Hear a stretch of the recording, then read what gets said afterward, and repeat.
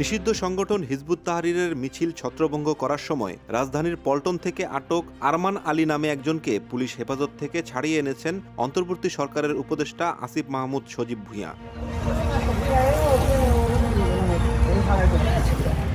আজ শুক্রবার বিকেলে রাজধানীর মিন্টো রোডে ঢাকা মহানগর পুলিশের গোয়েন্দা কার্যালয়ে গিয়ে আরমানকে ছাড়িয়ে আনেন তিনি। পরে চিকিৎসার জন্য তাকে ঢাকা মেডিকেল কলেজ হাসপাতালে নিয়ে যান।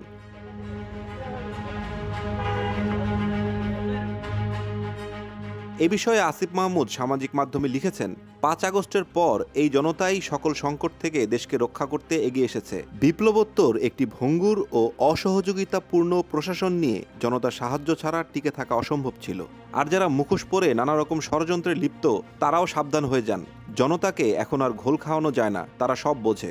মামার নাম আরমান, উনি রিকশা চালক নয়, আগে রিকশা চালাতেন, এখন বাইতুল মোকাররমের সামনের দোকানগুলোতে পানি সাপ্লাইয়ের কাজ করেন। পুলিশকে সহায়তা করতে গেলে তার উপরেও হামলা করে আহত করা হয়। পরবর্তীতে আর্মি সদস্যরা তাকে অ্যারেস্ট করে ডিবিতে সোপর্দ করে। তাকে ছাড়িয়ে এখন ঢাকা মেডিকেলে প্রাথমিক চিকিৎসার জন্য নেওয়া হয়েছে।